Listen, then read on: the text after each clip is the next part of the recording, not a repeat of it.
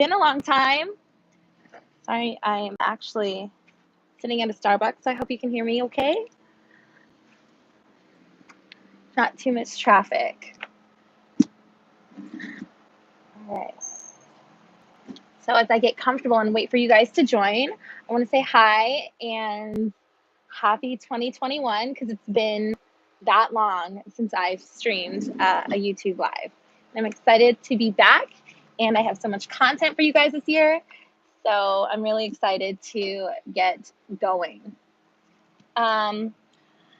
If you're joining in tonight, today is Wednesday, the 31st, last day of March. Drop a little comment down below. Let me know where you guys are watching me from. What's the weather like? All that fun stuff. In Arizona, it's about, I don't know, it's warm. So I'd say maybe like 60s, 70s, 80s. Yeah, we don't need jackets right now. So that's how warm it is. Anyway, let's go ahead and get started. So I'll start by saying that at the end of this live, I will make sure to open it up to Q&As. So if you have any, feel free to drop them down below, and I will try to get to all of them as we get towards the end. All right, so this YouTube live is basically kind of talking about bookkeeping in 2021 right now this year and the effects of COVID, because I know that, hey Ricky, how's it going? I know that almost everyone has been affected by COVID in one way or another. At least in the bookkeeping world, I have had a lot of experiences with different types of businesses personally in my own life. Hey LA. And I've learned how to, I guess now, take in what I've learned and still make it work for myself. So let's talk about that. And of course, I have my notebook so I don't get off the topic.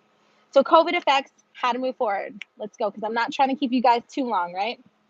We got places to go. Well, for me, the COVID effects kind of happened in 2019.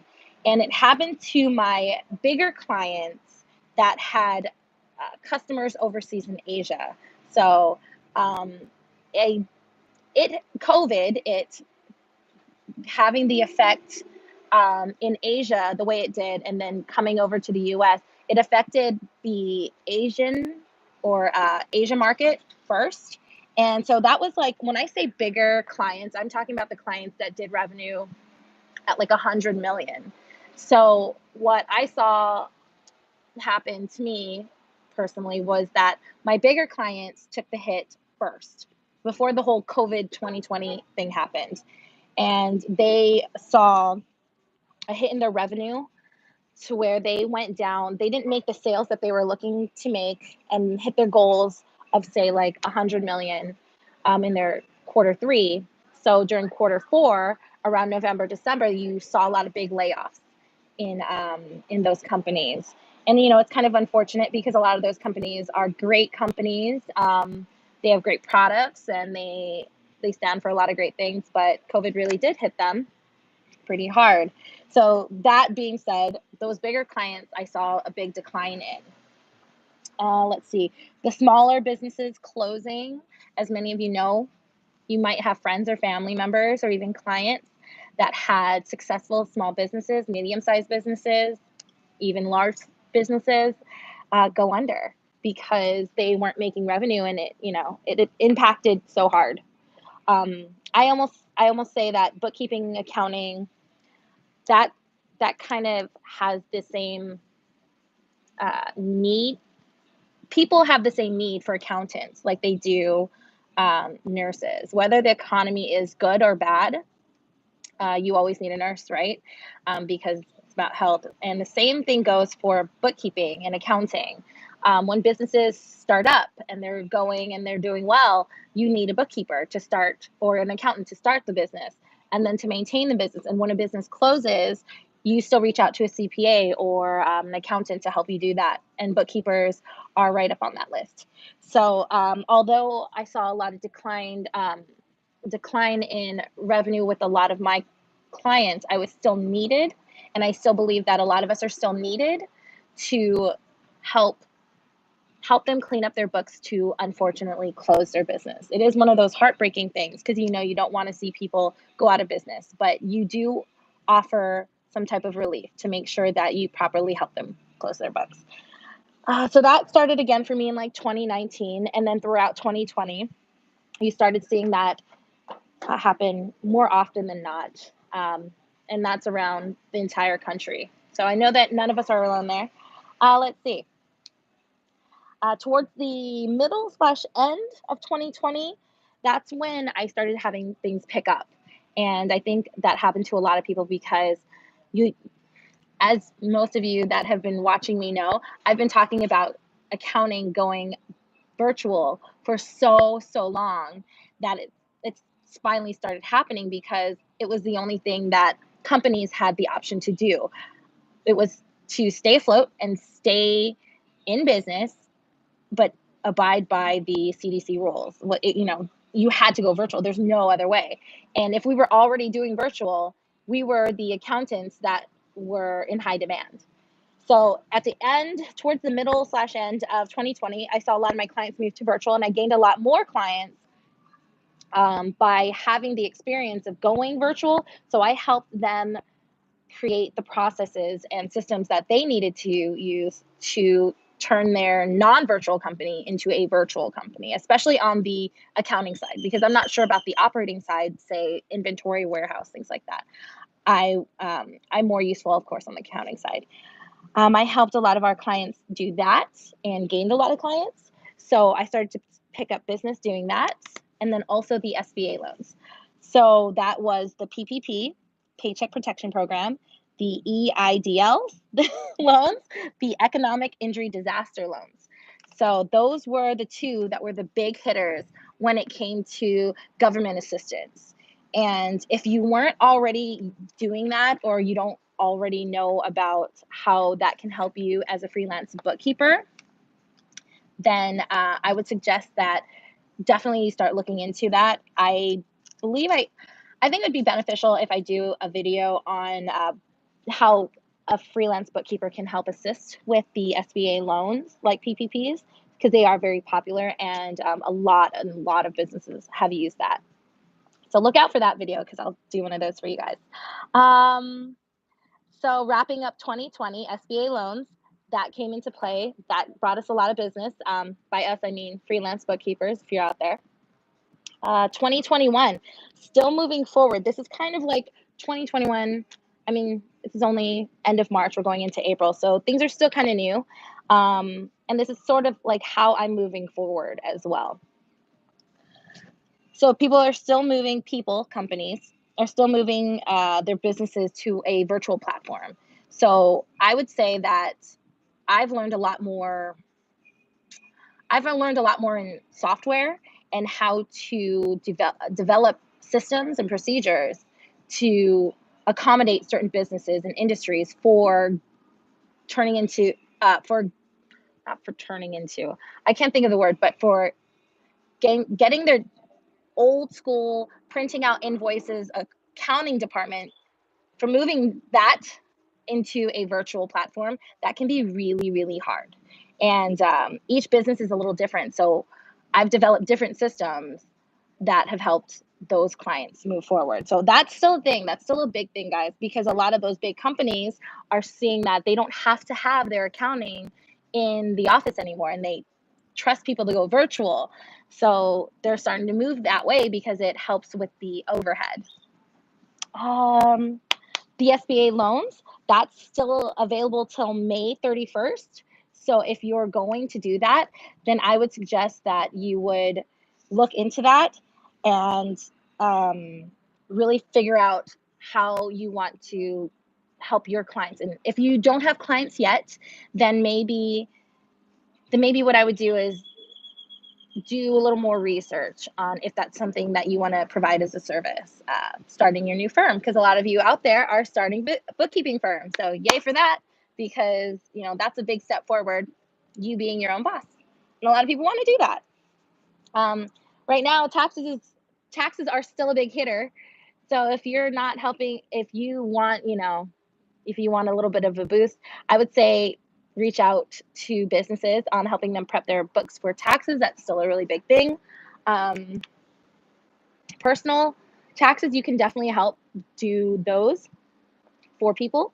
There are ways. You don't have to be an EA and you don't have to be a CPA, but you can team up with one if you feel like you need that kind of backing and that comfortability, so that you have that peace of mind. That's still a big thing because taxes come and go every year for everyone. So that's always reliable. And let's see, I will leave on my last note here, leave you guys with, if you haven't already taken advantage of the QuickBooks certification process, get on that. It's free. And a lot of people ask me what are some of my tips and advice on how to start your bookkeeping firm. I would say, and especially without experience, get that certification, because if you don't have the experience, at least you can start. It's like going to school. At least you can start to build yourself a toolbox, so that as you build that toolbox, you know that you're investing in yourself and that your clients can see that you're investing in yourself. So you have sort of a portfolio to build, kind of just like photographers photographers build theirs. Anyway, yeah, if you guys took anything from this, I would say the main thing is to develop a virtual bookkeeping system for your clients. Come up with that idea, and like start jotting down ideas for you, for your companies that you work for. If you're not already doing freelance bookkeeping, that's going to be really essential. Learning how to convert that company or those clients will be super beneficial for you. And I wouldn't say look for the companies at risk, but the companies at risk um, are the ones that you want to start to reach out to. So hopefully that helps, because they're not going to be able to stay non-virtual forever. Technology is the way. So we're at about 13 minutes, and I want to make sure that I have enough time to go through your questions, go back and see them, say hello to all of you. So give me a second. I've got my Starbucks here. Hope you guys are having a good Wednesday. Hold it. I can do this. I can totally do this. So hello from LA, in Arizona. Arizona's awesome. Texas, what's up? Hope the weather's there. I hope the weather there is awesome. From the Philippines, hey. Is it Jenibeth? Hi. What time is it there? My goodness. From Indonesia, hello Indonesia. Kula, hey Cece, what's up? Yeah, it's still sunny here. Arizona, known for our sun and heat, but amazing sunsets. So come visit. Okay, Drogon Financial. You said it's okay, slow and steady wins the race. What makes a company at risk? That's a great question. A company at risk, in my personal opinion and professional opinion, would be a company that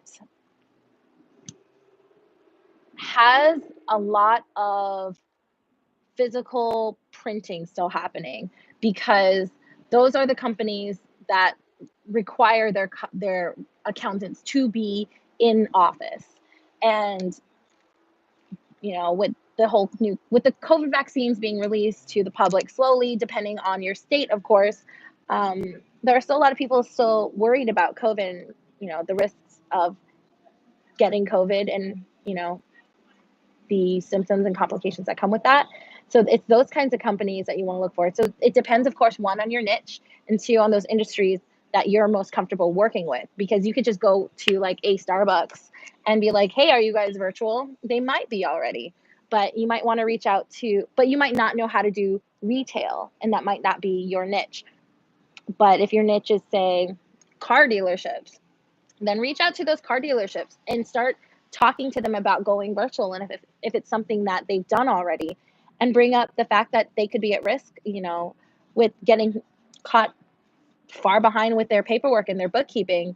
And this way they can, not have that worry.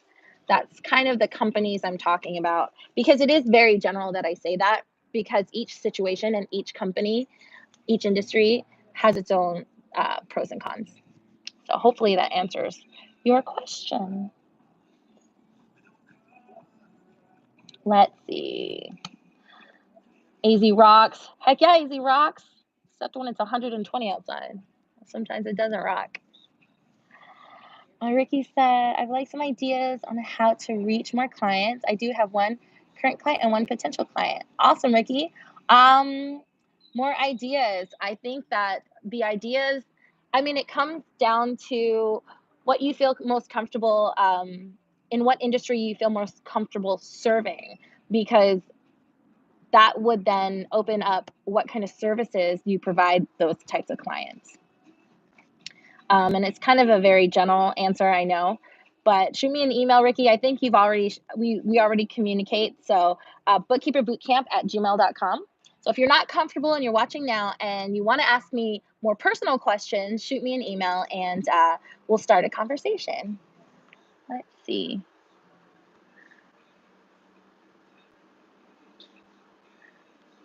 Oh yeah, thanks, Kula. I appreciate that. Okay. Drogon says, yeah, I was going to some event and reaching out to them with business cards. Business cards are still a thing, guys. Definitely. I would definitely say on the whole business cards thing, maybe draw up something sort of a one-page portfolio, like fact sheet about you and your business, with the services that you provide. And if you are able to get any reviews from clients, definitely something you guys can drop off, because in our line of business, credentials mean everything. Oh my goodness, hold on. So I've got a few more minutes here. Any pricing advice? Pricing advice. Without going too far into pricing advice for you, Shalana, I hope I didn't mess that up. I would say flat rate versus hourly. Flat rate wins. Don't waste your time with hourly unless you are developing something like a retainer. Then hourly is fine. But it definitely depends on your situation. Email me if you want, I guess, more details about that. MJ says, it's beautiful here in Texas. I bet it's beautiful there. Where would I find this QB cert for free? You can go online, QuickBooks or Intuit.com, or if you just simply Google QuickBooks Pro Advisor Certification, you'll find the link to QuickBooks and Intuit. But if you're not already using QuickBooks Online as an accountant, you can sign up for your accounting profile or account for free. As an accountant, we get them for free. And by accountant, that also means bookkeepers. And you will see on the left-hand side training, I believe, training or apps or something. And right there is where you'll find your button or where to go for your training. That's, of course, you have to sign up for your account first, I believe. Let me see if I got a few more questions to answer. Shalana says she'll email. Awesome. Flat rates, not monthly rates. Yeah. Yes, flat rate monthly for real, for sure. That's it. That way you guys don't overwork yourselves, and that you guys will be able to make the most out of your time, I think. All right, Ricky, I'm looking forward to that email. Okay, guys, I'm rounding out on the 20 minutes that I usually allot myself for my lives. That way I just don't stay on forever and I don't just talk about random nonsense, and I stick to topic. So keep an eye out for my next video. I'm going to try to drop a video weekly, but you guys know how much I love to edit videos. It's totally my favorite thing. And the sun is in my face now. So I will do my best and work with my team on getting my videos more frequent and more consistent for you. And I have really awesome content. I always do, because I want to be straight up and direct with you guys and not sugarcoat things. So keep an eye on that. Shoot me an email again, bookkeeperbootcamp@gmail.com. And I will talk to you guys next time. Bye.